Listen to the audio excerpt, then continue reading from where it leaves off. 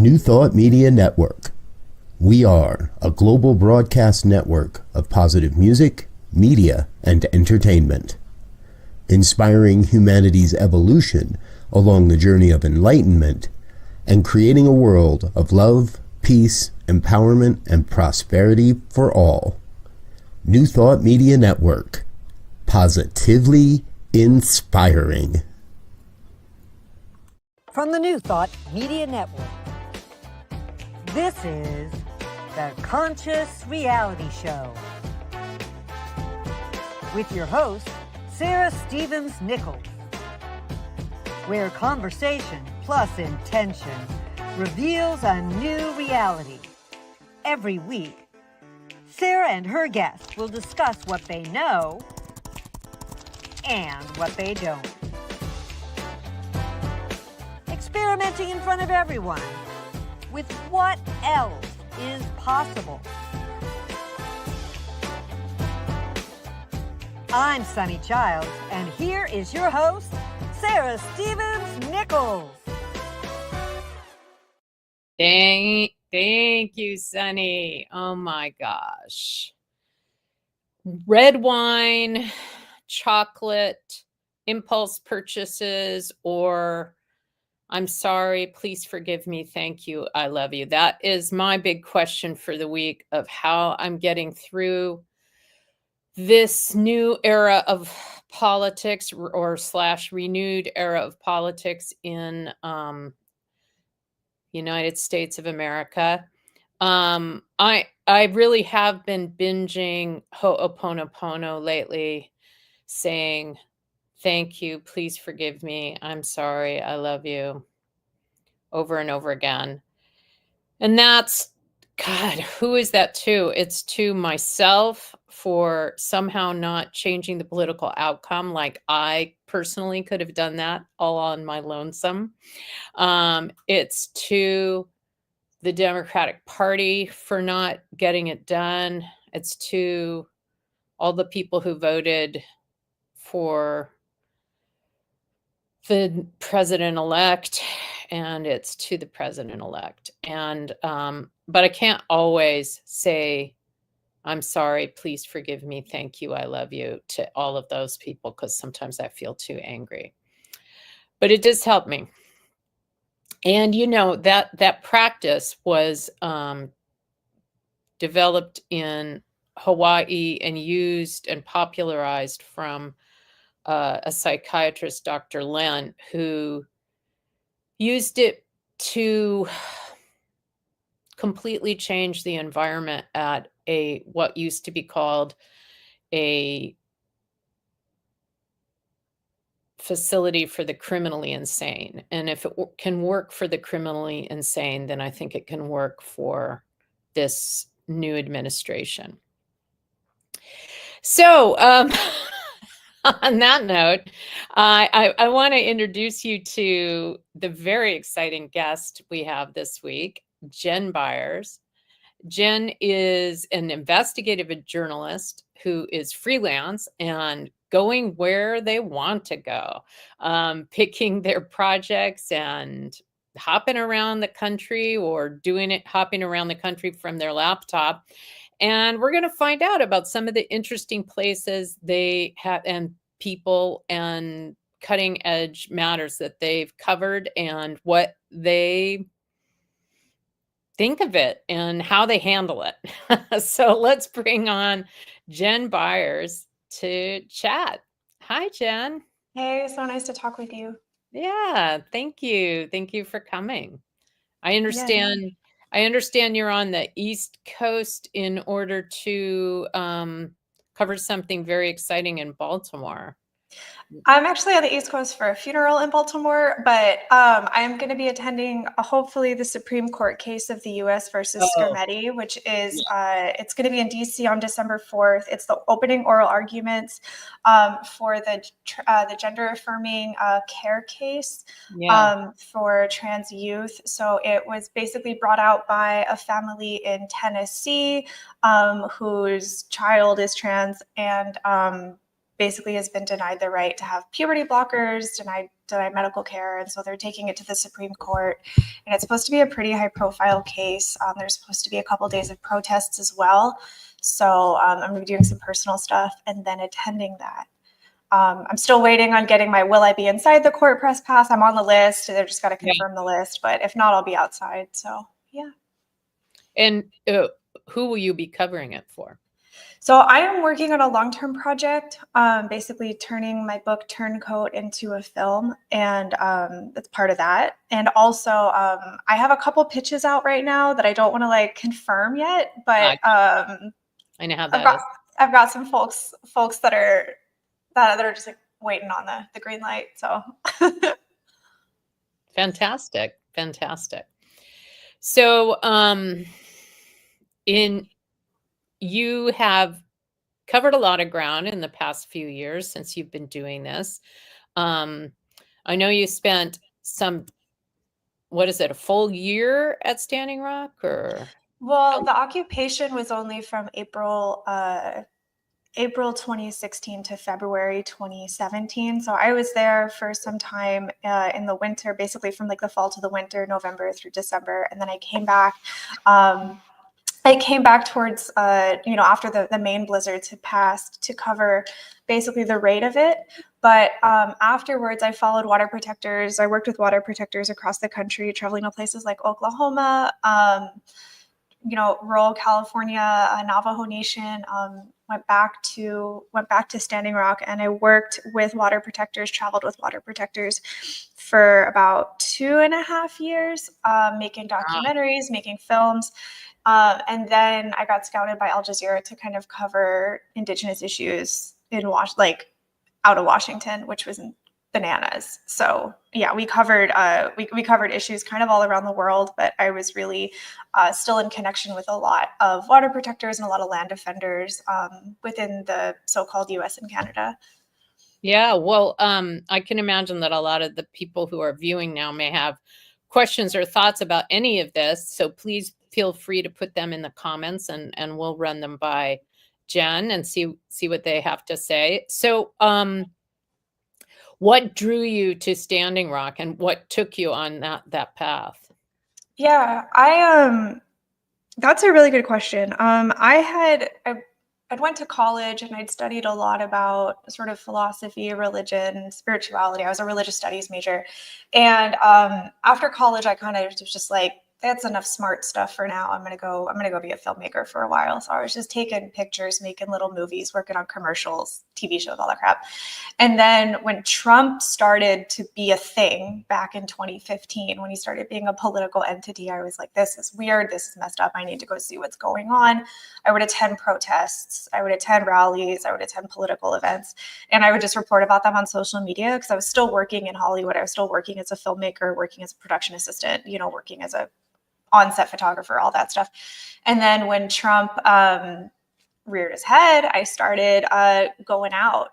And I guess I made a bit of a name for myself just on my private social media. So at the time it was Facebook and Twitter, and got an invitation from one of my friends / one of my followers. They were like, hey, we're going up to Standing Rock. Do you want to come with us? And I was So you were going mostly as a photojournalist at that point? Yeah, well, yeah, I was working as a photojournalist at that point. Mm-hmm. Yeah. And mobile journalist, social media journalist. It was really just sort of my side project. Yeah. So it was your side project. You went to Standing Rock. And what happened? I arrived on that night that police and private security were spraying water protectors with freezing cold water. And it was the most extreme act of organized violence I'd ever seen in my life. It was horrible.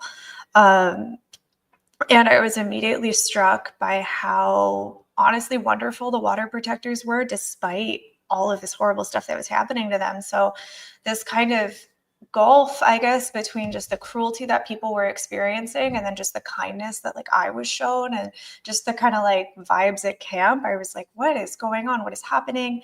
A couple days into my arrival, I had met in Akichita, like a warrior security named Alex High Elk, and he informed me that what we were seeing was a continuation of the Indian Wars, the 400 or 500 year conquest of the land by the settler colonial government, and that while Standing Rock in the mainstream press was framed as a protest, it was a continuation of a settler colonial war. Oh, And yeah, and so I was shook.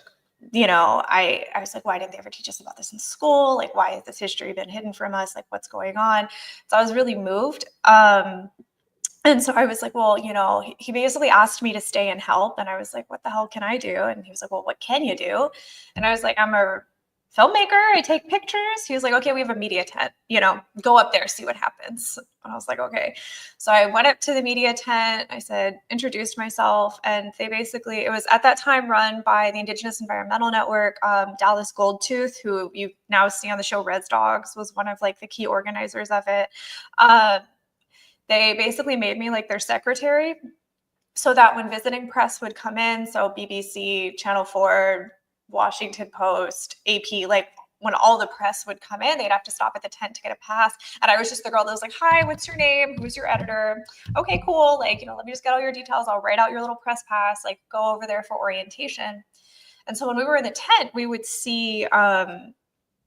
both see all the visiting press, and there was a very stark, for the most part, very stark contrast between the visiting press and the water protectors, in affect and tone, in very clear difference in terms of race. It was really extreme, the differences between the press and the water protectors. And then ideologically, there were all of these anti-colonial values being talked about in camp: how to not extract from the land, how to not extract from each other, how to check your whiteness, how to understand your privilege, how to understand your space in a context. And then you saw these reporters coming in, not really doing that. And the ideological clash was so extreme to me that I was like, this can't be the way that this can't be the only way to do journalism, because we would also get complaints about the media while we were there. Well, because I was going to say that the media used to be trained, and it's a good thing you didn't go to, it's actually quite telling that you didn't go to journalism school, because I don't know if they still train this way, but the journalists used to be trained in neutrality, which of course meant pretending that there wasn't an inherent point of view, and that the dominant point of view wasn't the point of view, right?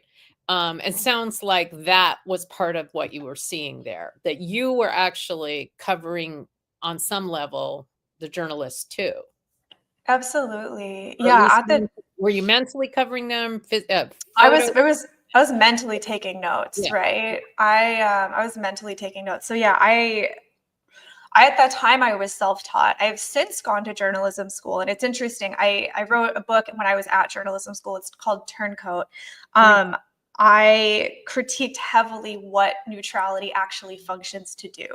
So yes, you're right to say that, a lot of the old ways. You wrote a book. Is that something that we can put up so people? I'm trying to get it published. I'm trying to get it published right now. So okay. I have the text, and I'm applying for fellowships with it. I just got one fellowship through the Creative Futures Collective in Soho House to make it into a film, but I'm also trying to look for publishing grants and stuff. So if there's any publishers in the audience, slide into the DMs. It's really good, I promise. But it's a journalism methodology book, basically critiquing the white supremacist tendencies that are inherent in the way that neutrality and objectivity are enforced in journalism. So it's basically I jumped right into the middle of your topic. Yeah, that's kind of one of my big old passions, is unveiling what these words really mean. Because if we have an institution like journalism that is dominated by a race and a class, and a historic positionality, and then they say be neutral, what they're really saying is reinforce our viewpoint. And if you speak out about how our viewpoint is limited, you're an activist, not a journalist. And so there's all of these internal defensive mechanisms within journalism to stop them from being self-reflective. Mm-hmm. And it causes a lot of harm. And given that journalism is at least paying lip service to diversifying itself, analyzing these deeper epistemologies and these deeper cultural currents is essential. Because if not, if you do, diversity without meaningful epistemic change, you're just doing assimilation, and that's violence too. So it's a lot. Hey, this is Sunny, producer. Jen, thank you. There's so much that you're sharing that I want to pause and talk back up a little bit, because two things came up in what you were saying. One, the idea of the distinction that is made between, social media activist journalist thing and official journalism as deemed by the, by the institutions. And two, you said you decided to go to grad school after these experiences. If you could tell us more about your motive and what you were hoping to have happen, and what happened for you in journalism grad school, I would love to hear about it. And by the way, that was the voice of God, Sunny Childs, our producer, asking a question. Yeah, absolutely. Okay, so I reported from 2015 to 2022 before I was like, okay, I think I want to go back to school. So I got a fellowship to the University of Southern California, Annenberg School of Communications and Journalism. It was an investigative fellowship through the Selden Ring Foundation. And one of the reasons that I went back to school was I found that, number one, I had skill needs that I wanted to fill. I wanted to FOIA. I wanted to investigate. I wanted to kind of do things that, like, you're not really necessarily going to get on the job training for. And I also wanted to kind of sit down, think about, and write about these bigger questions that I had very practically seen. Because I'm sure, when we're like, work is not the time for philosophical questions. And I found a lot of times when I would engage these philosophical questions at work, like, I was just told to just go back to my story, even though I felt sometimes that the stories I was being asked to do, or the way I was asked to do stories, was unethical. So I went to school to kind of reflect on a lot of that, put things down into paper. And what I got was both the opportunity to do that, and I also got a lot of education from media scholars that kind of showed me that a lot of things that I were thinking were actually correct. They were quite cutting edge, and they were showing ultimately this emerging divide between the traditional media, and up and coming grassroots media of the oppressed, movement media of the people. My mentor, Dr. Alyssa Richardson, who wrote the book Bearing Witness While Black, even in her book makes the argument that the current social media journalism that you see Black reporters, Black folks use is actually a continuation of the Black press, whether it be like the old Black newspapers, whether it be the zines, political movements, etc. That social media journalism is the space where the counter narrative is happening, where oppressed people are able to get their work out because they've been traditionally marginalized and traditionally kept out of these spaces, these newspapers, these mainstream media, television shows, etc. And so in basically like studying under her, I was like, oh my God, it makes so much sense why these clashes are happening. It's because at the end of the day, again, they're sorry, the comments. It's called Bearing Witness While Black by Dr. Alyssa Richardson is the book. You can find it on Amazon. You can find it off her website. It's published by Oxford Press. But yeah, that basically what's going on is not just a resistance to new people in the newsroom, but it's a resistance to counter narratives. And so I just got interviewed actually at Reed College, and they were like, well, how do you see your work today being inspired by your social media journalism? And I was like, I feel like I've been doing my best to take the counter narrative and put it in the mainstream. It's like I've been trying to just punch through these ceilings, punch through these walls, and get that counter narrative, to the public. So that's what I've been trying to do, but I don't know. We'll see how it goes. Well, that's fantastic. That's very important. Yeah, because well, I find myself wondering about this weird time that we're in general with journalism, right? Where half the country doesn't believe in real journalism and is only receiving lies that are specifically cultivated for them, and that echo chamber, as it's been called, obviously played a huge role in electing and reelecting Donald Trump.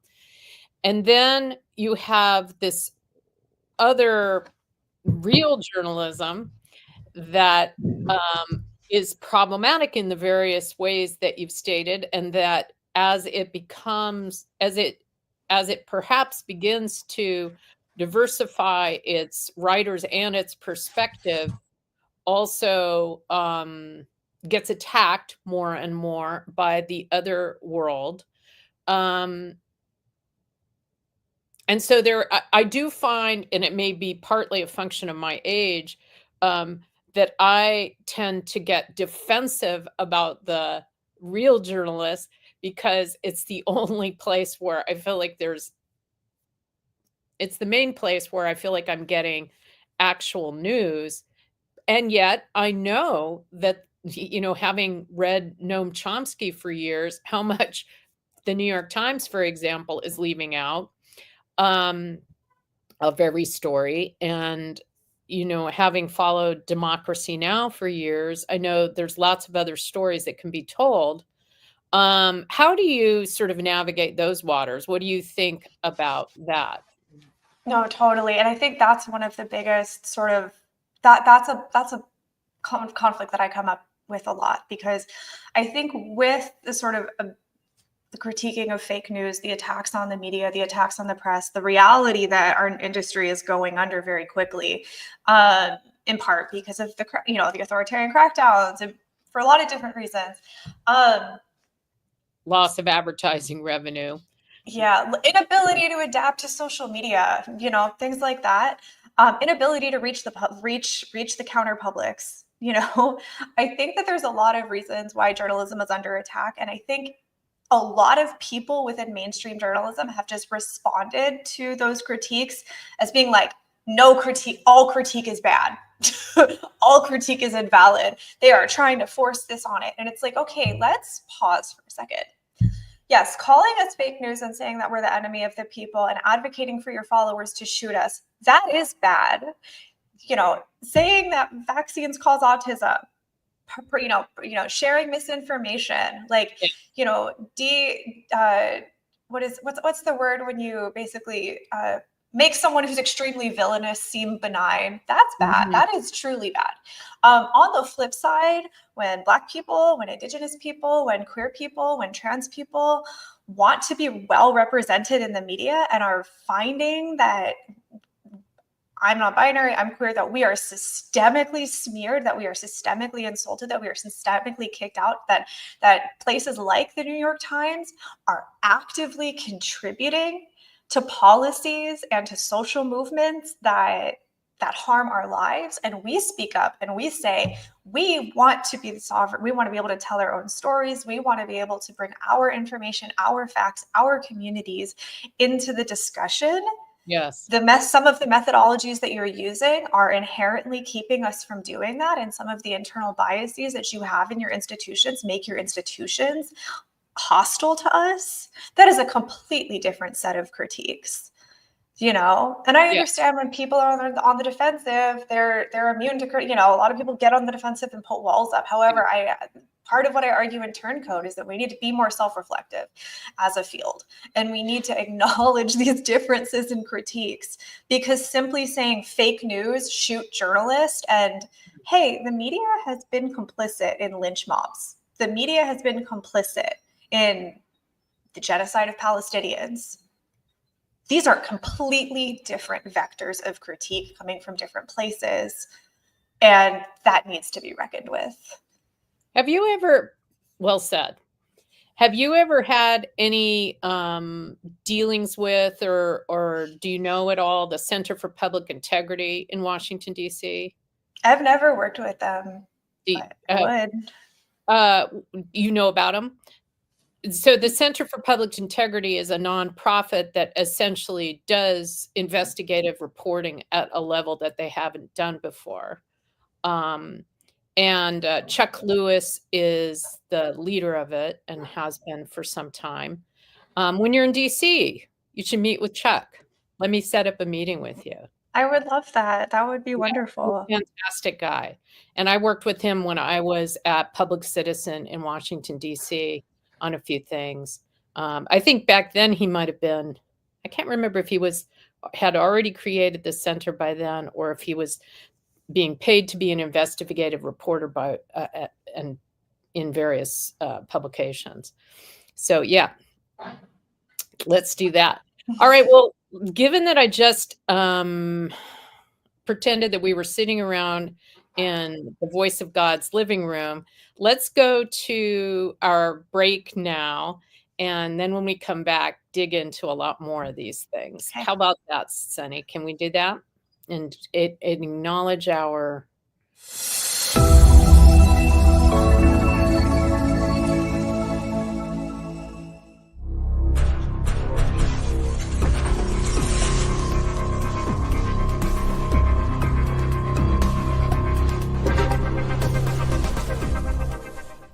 New Thought Media Network.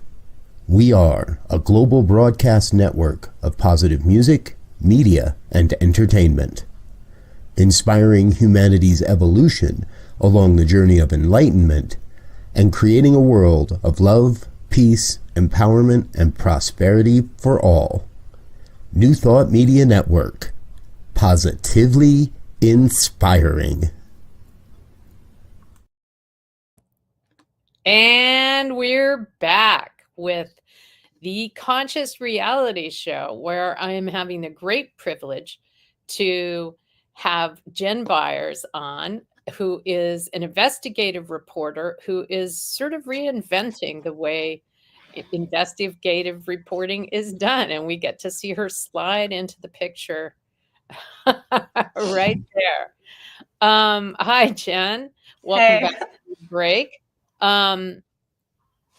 So I wanted to return to something you touched upon before. You also were covering, were you actually hanging out in the encampments during last spring at USC, or where? I was in Philadelphia. So I had finished up my fellowship in December 2023. And I was like, you know what? I'm going to go home for a little bit to take a break. Yeah. I'm going to go take a break. So here I was taking a break, and when I go to Philly, I usually hang out in West Philly, where my family's from. My mom went to high school there. My grandpa grew up in West Philly. We're a couple generations deep in West Philly, and that's where the University of Pennsylvania is. So the University of Pennsylvania, it was the hub for both UPenn, Drexel, and Temple, and then they were also explicitly open for community members. Philadelphia is such a social justice town that they welcomed in the community. And I was like, okay, if y'all are asking for us, we'll come through. Yes. So I just I did some social media journalism, some reporting. I helped some of the student reporters. And then I was on call because I had been training. So I had been training student reporters at USC for my whole time there on conflict and protest journalism, trauma-informed journalism. So I was also constantly on the phone with my kids and my colleagues who were covering all the crazy stuff that was happening at USC, everything from the valedictorian getting canceled by the administration for being a hijabi Muslim woman who believes that genocide is bad.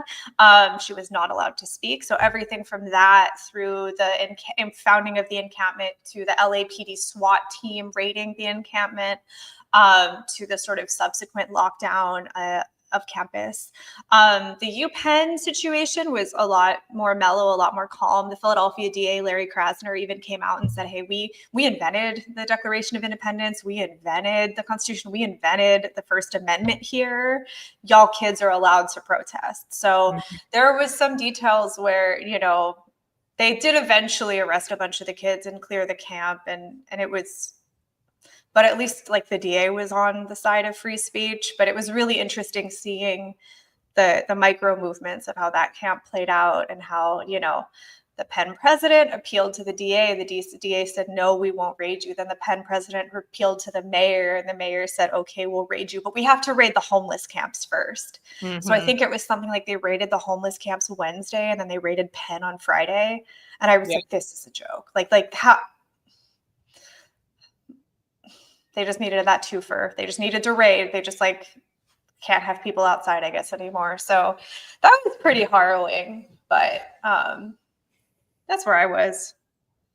I have a question about, and I think this just might be the portion of the show that we could call "Okay, Boomer," but the I have a question about the use of the word colonial and how it has been used in questions that I've had with people who were in the encampments, friends of mine, relatives of mine who were in the encampments, and you've used the word colonial a number of times, and I have a question about it from a standpoint of how do you cover something if you can't ask questions. So this is that, like, as a journalist.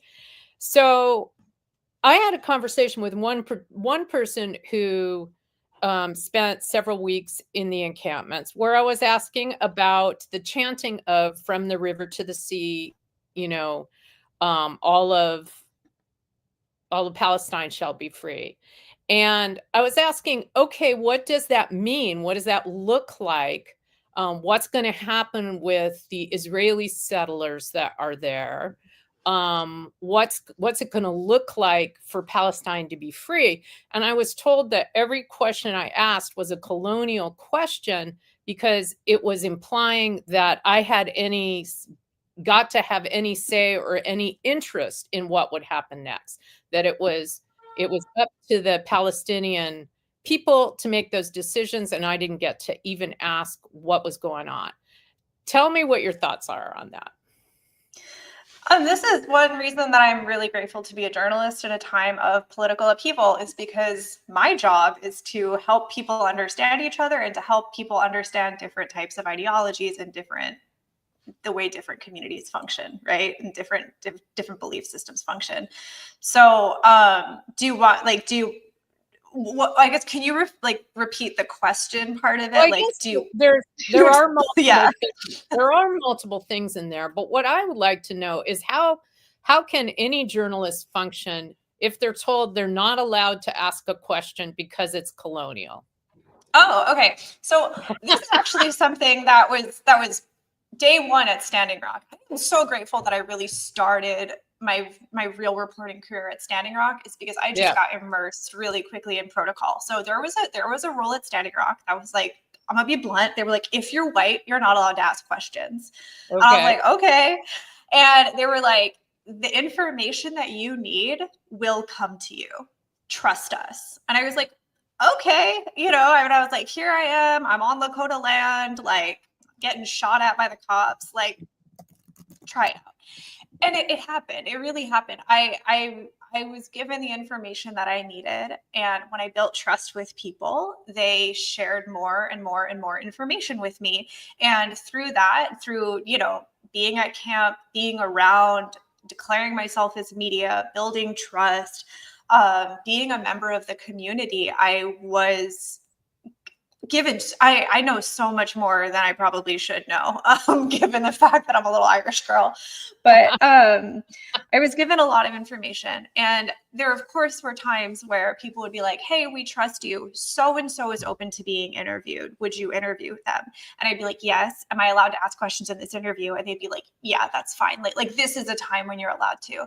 And so I think starting off with, for non-native, non-indigenous, for outsider, reporters who are reporting on a community that is not theirs by birth or by lived experience, that principle of the information that you need is going to come to you if you stick around, if you do the right things, if you invest the time and the energy, and if you build trust. That is something that I think I want more journalists to hear. I want more newsrooms to hear. I want more bystanders to hear, because I think when it comes to these issues of sort of like you were saying, like that question's colonial, when you invest time in getting to know a community and invest time in getting to know a culture, you get the answers to those questions, because these conversations are happening and occurring constantly. You find the books, you find the resources, you find, the deeper meanings behind the chants.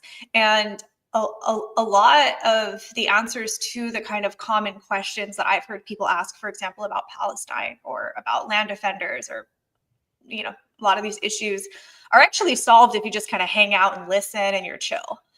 And I understand that, a lot of people are like, but I'm on a deadline, this, that, the other, to which a lot of those activists will say, if you don't have time to invest in my community and really get to know me on my comfort level and in my pacing, I don't need your story.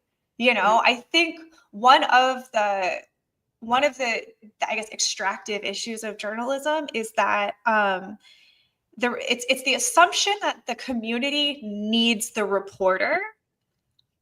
It assumes that the occupation or that the protest is there for the press. There's this kind of like long held belief, protests are held so they can get media attention. No. At Standing Rock, the protest was held so that the pipeline would get stopped. You know what I mean? The encampments were there for a lot of reasons.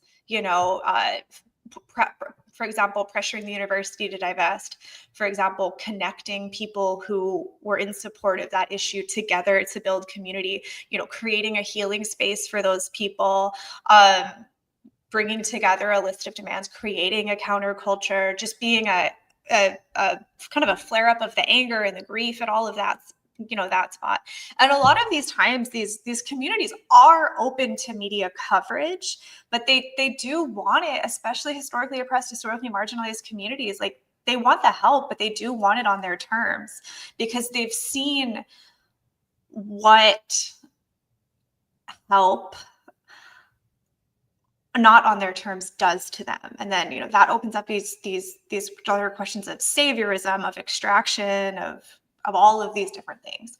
So, I understand why activists are defensive, and I can speak to it as someone who has covered activism for pretty much their whole career. I can speak to it. I have my thoughts on it, but my thoughts on the issue don't necessarily matter. But I can explain what's going on if that helped at all. That was fantastic. And this concept of the protests not being there for the media is blowing my mind. And for the media not necessarily being necessary is blowing my mind. Full disclosure on my part, although I grew up with an activist dad and out on picket lines and protesting from the earliest possible age, in my professional career, my first job, major job out of law school, was working for Public Citizens Congress Watch, which was started by Ralph Nader. And Ralph Nader did everything for the press. It wasn't for the press. It was for the goal of passing the law that would be life-changing, like the Clean Air Act or the Freedom of Information Act that you referenced earlier, was one of many, many laws that was initiated by Ralph Nader and Public Citizen. And so that is a radical reorientation of my mind to remember that although it for me has just been such a transactional thing, like we want to get this done, and we must have attention in order to get that done. And therefore, we must have the press. Therefore, the press asking questions and writing their story is one of the most important things that's possibly happening here. And of course, as there have gotten to be fewer and fewer media outlets, the traditional way of doing that, the way in which I was brought up doing it, and where we would have giant press conferences with 5 million mics and things like that, are really not happening anymore. But on the end, and on all I don't know that this factored in Standing Rock. I mean, it's not what you said, but it's also the case that because of social media and everyone having the ability to be a journalist in a certain way, it is also the case that the mainstream press is less needed, and that the concept of need isn't as much there. I mean, I found myself in recent times, for obvious reasons, thinking about what if there had been, when there were concentration camps throughout Europe, if there had been social media then, what would have happened? What would the result have been different, right? How quickly could they have been shut down? Would they have been shut down? Could they have even been built the way they were? I mean, with what's happening in Palestine, you can see that quite a lot of people can be systematically killed, and even though everyone knows about it. So it isn't a foregone conclusion that it would immediately stop.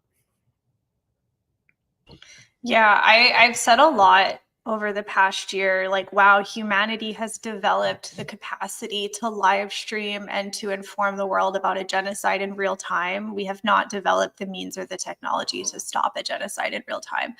And personally, that gives me a lot of grief. Also, there's some noise in the background. Somebody just started construction. I'm so sorry. I hope it's not too distracting. Yeah. But no, I mean, I think it's pretty fair. I know that as reporters, we're supposed to be unbiased, but I'm going to go out on a limb and I'd say that genocide is bad. And it's bad. You know, I think that's, you know, I know I'm not supposed to be neutral, but playing, you know, the both sides of genocide bad, genocide good, genocide justice, I'm not going to play that. Like, that's ridiculous. But yeah, I think that it's brought me personally a lot of grief that way that it's kind of amazing that we figured out how to advance social media and advance, you know, communication so far that we can report on these things as they're happening. Where is the technology of being able to obstruct or to stop it? And I think that that's a global reckoning right now. Yeah. But yeah, I don't know. Well, let's talk about, let's pivot, as we say these days, to how you handle all these intense, amazing things that you're covering and thinking about. And how do you, Jen, take care of yourself for the long haul to be able to really do this work? And do you need any help from me, given that that's one of the main things I do, is help people take care of themselves for the long haul? Oh, thank you. I think providing a platform and allowing me to talk about this stuff is a really helpful thing. I think in part because one of the things that I think will make this work sustainable is it gaining legitimacy.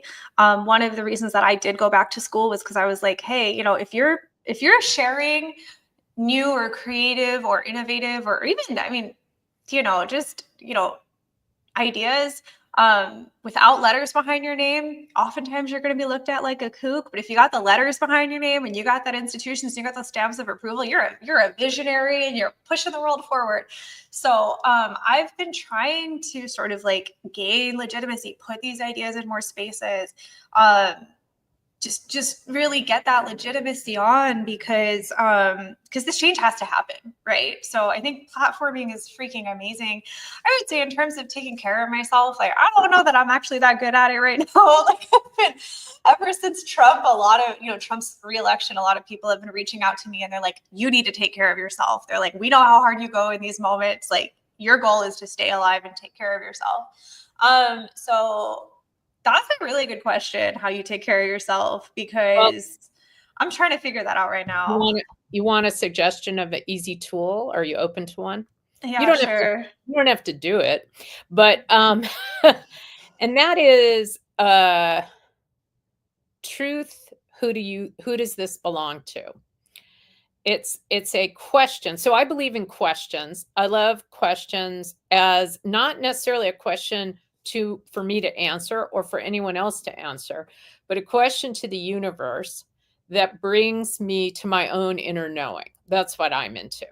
And a lot of my questions, since I got really excited about questions from something called Access Consciousness, come from that. So truth, who does this belong to, or truth, is this mine or someone else's, is something I say when I'm having like a really intense feeling that might not be mine. It might be someone else's feeling, that because I am an empathic person and I'm an engaged person, I've essentially taken their feeling into me, which is not necessarily what they're asking me to do. So do you have anything like that in you right now that you would want to ask about? It can also be a body pain. It can just be a pain that you're having. I don't know if people your age have pain, but I do. Yeah, no, I mean, I do not want to spill tea about my personal life right now, but I have very recently gone through a personal situation where a lot of someone else's trauma was told to me without that person's consent. And it inspired a lot of vicarious trauma within me. I saw the way that this trauma was impacting that person, and it hit a couple nerves in my own life. And I realized I was given this trauma that I should not have known. Yeah. It's not my business to know. Very different from how I conduct my journalism, very different from how I conduct my life. I use consent-based practice in all that I do personally, but I was given information that was not mine to have. And I carried the grief of that for a really long time, and I tried to manage it, and I was struggling to manage it. And then when I eventually told the person, I know this thing about you, it inspired a lot of their grief and their turmoil, and they felt violated and they felt unsafe. And I was just sitting there like, I didn't know how to carry this, I didn't know how to do it. Yeah. So teach give this me. A try. Repeat after me. Truth, who does this belong to? Truth, who does this belong to? Truth, is this mine or someone else's? Truth, is this mine or someone else's? And you can feel in your body, if it feels spacious and light, then it's not mine. It's someone else's. And just saying, truth, who does this belong to? When some like kind of borrowed trauma has come up, can actually allow it to move on. So it actually starts to move. Do you have any sense of, after you said it, did you have a feeling in you at all? Yeah, no, if we're going to talk somatics, I think what was interesting was my chest felt lighter. But I'm going to say, through this whole saga that I'm trying to talk very vaguely about, my back started to hurt, and it still hurts. And that's one of the things that, like, again, I'm trying to learn more about somatics. I know that pain is stored in the body. I know that trauma is stored in the body.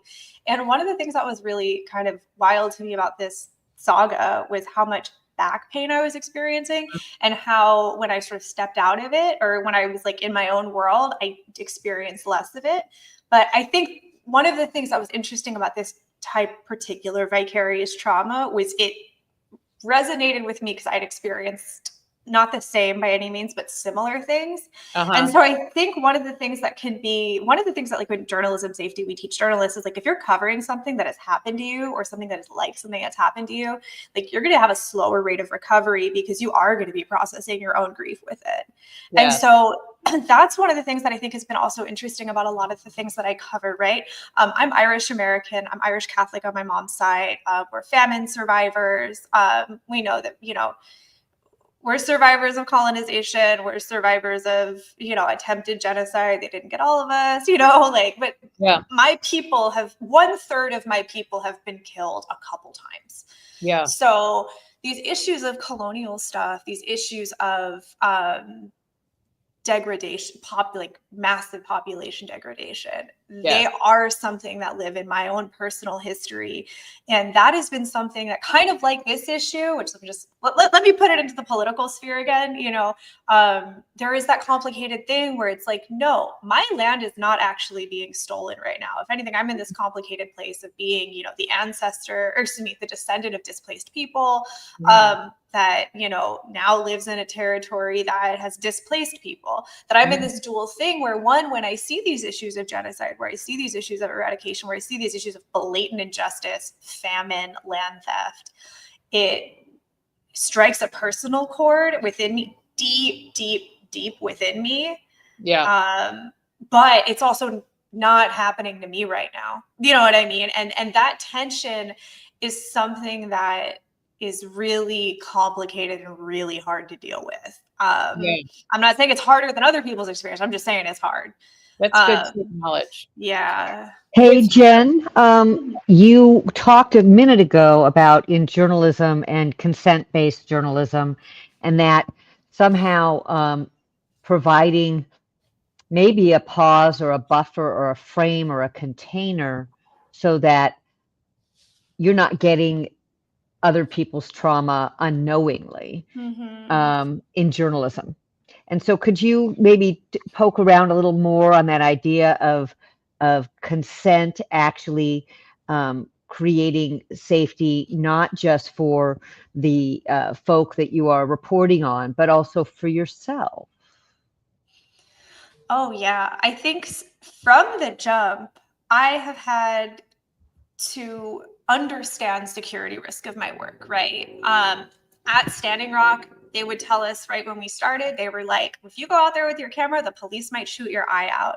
And also, if you're white, you're going to be less targeted than if you're Native. You know, I had these experiences on the front lines there, very early on, foundational in my career, that showed how I was treated differently than, you know, a Native person from a reservation. And so the issue of consent, I think I've been a feminist for a long time. And so consent and sexual assault stuff was really key around that time. Like Standing Rock is kind of coinciding around the same time as the Me Too movement. And at my college, things kind of had hit us a little earlier. So consent-based practice and feminism was something that was really big, trying to negotiate consent. And so I brought it into a lot of my journalism because I was like, yo, the quickest way that you cannot hurt somebody is check in with them and ask what they're okay with time and time again, you know? And so I felt that responsibility to be like, hey, like I have the power of this platform. I have the power of working with this news organization that is going to get your message to 1 million people. Understanding that I've seen there be so much violence against people for standing up for their rights, being aware that there is a huge risk for people to speak their truth, to stand up for what they believe in, like a very physical risk. Like people got their arms destroyed, people got their eyes shot out, people got traumatized for life. Seeing all that violence in the very beginning of my career, I was also just seeing the targeting of activists by state and federal private security, seeing just the violence that people experienced, I was like, this is dangerous. and if I don't factor an awareness of that danger into everything that I do, I could be complicit in hurting people. And I simply did not get into journalism to hurt marginalized or oppressed people. I got into journalism to tell the truth about how oppression was functioning, who was doing the oppression, and who was doing the violence against folks. So yeah. I feel like I walked away a little bit from the question, but consent is key because consent is giving people giving people their story back, giving people their power and ensuring that they have it. Well, to pick up on that and really in a way to close, let me acknowledge that you asked me to have a conversation with you before you filled out the form and agreed to be on this show. And I did not give you that opportunity. And I did that because I have this idea of, I don't want to have the show backstage. I don't want to have a green room show. I want it all to be live and to be on here. But I'm realizing that making that more important than your safety or your feeling okay or your consent for what was going to happen on the show was problematic. So I just want to acknowledge that right now and tell you that I will take that into my heart, into my own inner knowing, and see what I'm led to do in the future around that. Oh, thank you. I appreciate that. And with your back pain, the access consciousness tool on that is, they always ask the question when we have back pain, what am I hiding from myself that I don't want to know? So that's something that you can ask yourself. What about stomach pain too? Like it's all like in the same area. It's like mid back, like the same. It happens at the same time, the front and the back. Yeah, it's like where your waist is. It's like your natural waist. Yeah. It's like the back there, your natural waist, and then like the tummy that's right there too. Well, if I'll think about it. What am I hiding from myself that I don't want to know? Yeah, what am I hiding from myself that I don't want to know? And you don't even necessarily, since you just said the question, sometimes that can just get it moving. You can look at what number is it on a scale of 1 to 10 as discomfort, you know, and then asking that question, what am I hiding from myself that I don't want to know? I don't even have to know the answer to that question, but it can start to move. It can just start to release and let go. Yeah. Do you notice anything in yourself right now? Yeah, no, that's interesting. This stuff is somatics is so interesting. I really want to learn more about it. It's like the one type of therapy I haven't really done is somatics. I've done EMDR, CBT, all the things, but somatics is something that I'm still learning about. But I've been noticing a lot about the connection between my emotions and my body, and I've been trying to figure that out because again, part of doing this work sustainably is taking care of yourself.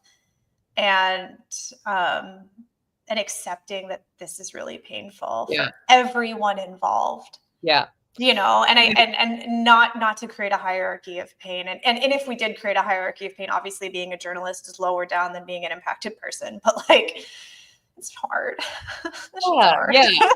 Yeah. Being able to have compassion for yourself too. Right. Because how can I have compassion for someone else if I don't have compassion for myself? Which is, you know, that's really what gets us into that place of treating the other person as other, right? If I can't have compassion for myself, I really can't have compassion for someone else. So if I'm in kind of workaholic journalism mode and like, suck it up, I just got to get this done. I got to get this by the deadline, blah, blah, blah. That's not compassion for myself, right? That's like push, force. And so, of course, I'm going to need my answers now. I'm not going to care about your consent, you know, all that kind of stuff. So it goes together, I think. I mean, I don't think necessarily. I've never been in a situation where even if I'm stressed out, I want to strip somebody of their autonomy. You know what I mean? I don't think I've ever been in a situation like that. I think when you're stressed out is when your values come out. Speaking of you, just in general. Yeah, but I just also just want to push back on this idea that busyness makes us bad people. Busyness can make us messy. Busyness can make us self-destructive. There's a lot of ways to respond to stress. And I just think that, you know, denying other people their autonomy is not because of stress. It's because of a deeply held belief that, you know, domination and control are acceptable. You know. All right, well, we're at the end of this show, but I want to thank you so much for your time. I hope you'll hang out for a minute in the green room with us and afterwards. And thank you, Jen Byers, investigative journalist and author, would-be author. And reach out to me. I hope publish my book. Yes, let's do that. Everybody tell her who's publishing her book. And next week, we're going to have Phoebe DeMond on, my good friend and a visionary public servant, spiritually wise woman, and heart engager. And there's lots of other great guests coming up after that. And then we're going to take a break in the holidays. And you can also hear me speak various other places. And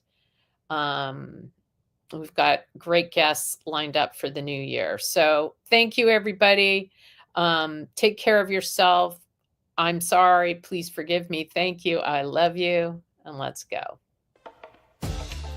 Thanks to our guest, to host Sara Stevens-Nichols, and to the New Thought Media Network. I'm Sunny Childs, producer of The Conscious Reality Show. Join us live next Wednesday at 9 a.m. or stream the show at your convenience. Subscribe to Conscious Reality Show YouTube channel so you never miss a show. If you'd like to learn more about us, check out www.sarastevensnichols.com.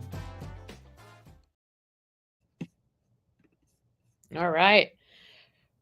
So Jen, I